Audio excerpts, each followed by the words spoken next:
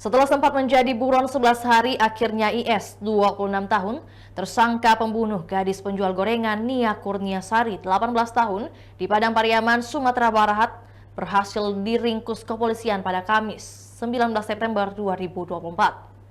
Tersangka ditangkap saat bersembunyi di atap rumah kosong yang berada di Nagari Kayu Tanam.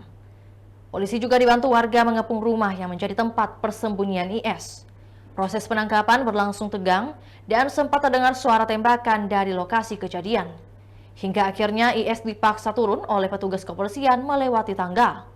Terlihat IS tampak pasrah dan tidak melakukan perlawanan saat diamankan oleh petugas kepolisian. Saat ditangkap, pelaku hanya mengenakan celana kolor berwarna hijau tanpa baju, sementara wajahnya terlihat babak belur. Saat diperiksa, IS mengaku telah merunda paksa sebelum menghabisi nyawa korban.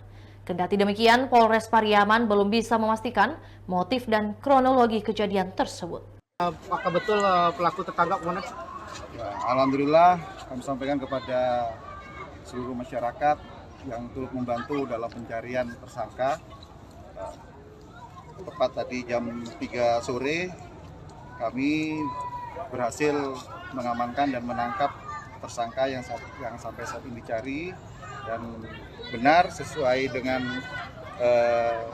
pelaku, sesuai dengan identitas dan gambar yang kami miliki dengan saksi-saksi yang ada.